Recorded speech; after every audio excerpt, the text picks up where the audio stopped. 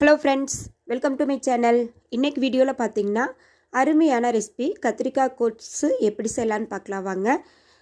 2 நாள் வரைக்கும் இந்த கத்திரிக்காய் கொட்ஸ் கெட்டு போகாது. நம்ம வெளியூர் பயணங்களுக்கு இது போல் செஞ்சு நம்ம கண்டெய்னரில் போட்டு போயிட்டா 2 நாள் வரைக்கும் கெடாமல் வச்சு சாப்பிட்டுக்கலாம். வாங்க வீடியோக்குள்ளே போகலாம். நம்ம சேனலுக்கு நீங்கள் புதுசாக இருந்தீங்கன்னா மறக்காமல் சப்ஸ்கிரைப் பண்ணிவிட்டு கூடவே பெல் பட்டனையும் கிளிக் பண்ணிடுங்க. ஒரு கடாயில் 2 டேபிள் ஸ்பூன் ஆயில் சேர்த்துக்கலாம். நல்ல பெரிய சைஸாக ஒரு பெரிய வெங்காயத்தை எடுத்து கட் பண்ணியிருக்கிறேன், அதை சேர்த்துக்கலாங்க. நீங்கள் பெரிய வெங்காயத்துக்கு பொதுவாக சின்ன வெங்காயம் கூட சேர்த்துக்கோங்க. அடுப்பை சிம்மில் வச்சுட்டு நல்லா வறுத்து விட்டுருவோம். இது வதங்கிட்டு இருப்பவே பார்த்தீங்கன்னா ஒரு 6-7 பல் பூண்டை இது கூட சேர்த்துக்கலாம். பூண்டையும் சேர்த்து நல்லா வதக்கி விட்டுருவோம். இது அப்படியே வதங்கிட்டு இருக்கட்டும். அதுக்குள்ளே நான் கத்திரிக்காய் 6-7 கத்திரிக்காய் எடுத்து நல்லா புழுவெல்லாம் இருக்கான்னு பார்த்து நல்லா சுத்தம் பண்ணிவிட்டு இது போல் சின்ன சின்ன பீஸாக கட் பண்ணி தண்ணியில் போட்டிருக்குறோம். கத்திரிக்காய் எப்போவுமே கட் பண்ணி தண்ணியில் போட்டுறணும், இல்லைன்னா கருத்து போயிடும். இப்போ இந்த வதங்கிட்டு இருக்கிற வெங்காய பூண்டு கூடயே இந்த கத்திரிக்காயை சேர்த்துக்கலாங்க. நல்லா தண்ணி இல்லாமல் வடிச்சிட்டு சேர்த்துக்கலாங்க. சேர்த்துட்டு நல்லா கிளறி விட்டுருவோம். ஏன்னா நம்ம கத்திரிக்காய் பூண்டு வெங்காயம் எல்லாமே வறுத்து அரைக்க போகிறோம். அதனால் நல்லா வறுத்து விட்டுறலாம். இது அப்படியே சிம்மில் வதங்கிட்டு இருக்கட்டும். இப்போ பார்த்திங்கன்னா ஒரு பெரிய நெல்லிக்காய் சைஸ் அளவுக்கு புளி எடுத்துருக்கிறேன். நல்லா அழுத்தி பிடிச்சிங்கன்னா பெரிய நெல்லிக்காய் சைஸ் அளவுக்கு புளி வரணும். புளியை நம்ம இப்போ ஊற வச்சுக்கலாங்க. அது அப்படியே ஊறிக்கிட்டு இருக்கட்டும். இப்போ பார்த்திங்கன்னா நல்லாவே கத்திரிக்காய் தோலெல்லாம் சுருண்டு லைட்டாக செவந்து வந்துடுச்சு. இது அப்படியே ஒரு தட்டுக்கு மாற்றி ஆற விட்டுடலாம். இப்போ அதே கடாயில் பார்த்தீங்கன்னா 2 டேபிள் ஸ்பூன் உளுந்து, 2 டேபிள் ஸ்பூன் கடலைப்பருப்பு, 3 டேபிள் ஸ்பூன் அளவுக்கு வர கொத்தமல்லி 3ஐயுமே சேர்த்துக்கிறேன். நான் வீடியோவில் காட்டிக்கிற ஸ்பூனில் தான் எடுத்துருக்குறேங்க.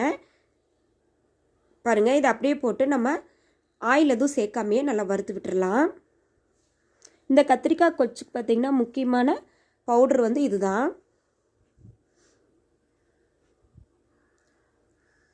அடுப்பு கண்டிப்பாக சிம்மில் வச்சுட்டு வருங்க, இல்லைன்னா பருப்பு எல்லாமே கருகிடுறதுக்கான வாய்ப்பு இருக்குது.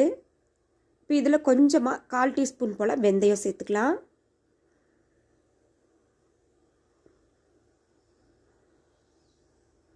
கால் டீஸ்பூன் போல் மிளகு சேர்த்துக்கலாம். இப்போ இது காரத்துக்கு தேவையான காஞ்ச மிளகாய் சேர்த்துக்கலாம்.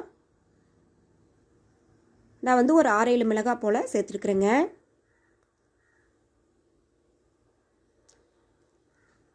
இதையும் சேர்த்துட்டு நல்லா வறுத்து விட்டுருவோம்.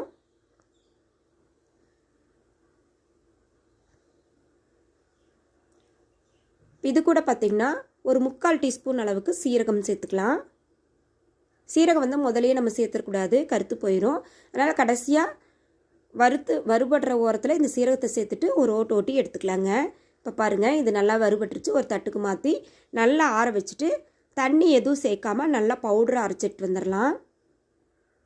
பாருங்கள், இது போல் பவுடர் அரைச்சிட்டு ஒரு தட்டுக்கு மாற்றி வச்சுருவோம். இப்போ இதே மிக்ஸி ஜாரில் பார்த்திங்கன்னா நம்ம வதக்கி வச்சுக்கிற வெங்காயம் பூண்டு கத்திரிக்காய் எல்லாமே சேர்த்தோம். அதையும் தண்ணி சேர்க்காமல் இது போல் பேஸ்ட்டை அரைச்சிட்டு வந்துடுவோம். பாருங்க, இன்னுமே நல்லா மைய அரைக்கணும். அதனால் தண்ணி எதுவுமே சேர்த்துக்கூடாது. இந்த கத்திரிக்காய் வெங்காயத்தில் இருக்கிற தண்ணியும் சரியாக இருக்கும். மறுபடியும் சேர்த்து நல்ல பேஸ்ட்டு போல் அரைச்சி எடுத்துக்கலாம். பாருங்கள், வீடியோவில் காட்டிக்கிற மாதிரி தெரியும் உங்களுக்கு. நல்லா பேஸ்ட்டு அரைச்சி எடுத்தாச்சு. இது அப்படியே ஓரமாக இருக்கட்டும். இனி நம்ம கொட்ஸ் பண்ண ஆரம்பிச்சிடலாம். இப்போ ஒரு கடாயில் 3 டேபிள் ஸ்பூன் நல்லெண்ணெய் சேர்த்துக்கோங்க. 1/2 டீஸ்பூன் கடுகு சேர்த்துக்கலாம். 1 டேபிள் ஸ்பூன் அளவுக்கு கடலைப்பருப்பு சேர்த்துக்கலாங்க. இப்போது கடலைப்பருப்புலாம் பொரிஞ்ச பிறகு ஃப்ரெஷ்ஷான கருவேப்பிலை ஒரு கொத்து சேர்த்துக்குவோம். இப்போ நம்ம அரைச்சிட்டு வந்த கத்திரிக்காய் பேஸ்ட்டை இதில் சேர்த்துருவோம். இது கூட பார்த்திங்கன்னா ஒரு 1/4 டீஸ்பூன் போல் மஞ்சள் தூள்,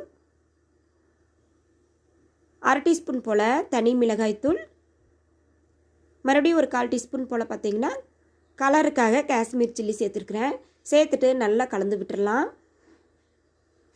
இந்த எண்ணெயிலேயே இந்த கத்திரிக்காய் நல்லா வதங்கி வரணும்.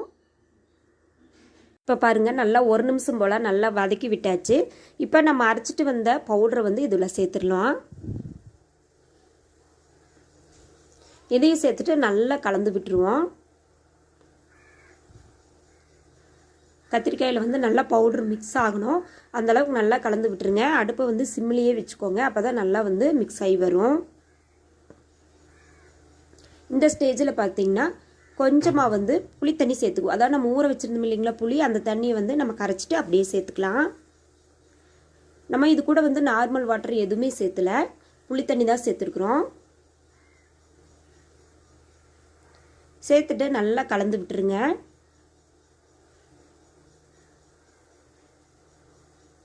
இப்போ பார்த்திங்கன்னா இதுக்கு தேவையான அளவு கல்லுப்பு 1 டீஸ்பூன் சேர்த்துருக்குறேன். நம்ம சேர்த்துன மசாலா எல்லாம் இந்த புளி தண்ணியோட நல்லா மிக்ஸ் ஆகி நல்லா கொதி வரணுங்க. ஏன்னா நம்ம 2 நாளைக்கு ஸ்டோர் பண்ணுறதுனால நல்லாவே கொதிச்சு வரணும். பாருங்கள் நல்லா கொதிச்சு வந்துருச்சு. இந்த ஸ்டேஜில் 1 டீஸ்பூன் அளவுக்கு நாட்டு சக்கரை சேர்த்துருக்குறேன். நாட்டு சக்கரை சேர்த்துட்டு நல்லா கொதிக்க விட்டுருங்க. ஒரு 2 நிமிஷம் போல் நல்லா கொதிக்க விட்டிங்கன்னா அருமையான சூப்பரான கத்திரிக்காய் கொச்சு வந்து ரெடி ஆயிடுச்சு. இது வந்து வெரைட்டி ரைஸு, சாதம், சப்பாத்தி எல்லாத்துக்குமே சூப்பராக இருக்கும். ட்ரை பண்ணி பாருங்கள். இந்த வீடியோ பிடிச்சிருந்தா சேனலை மறக்காமல் சப்ஸ்கிரைப் பண்ணிடுங்க, லைக் பண்ணுங்கள், ஷேர் பண்ணுங்கள், கமெண்ட் பண்ணுங்கள்.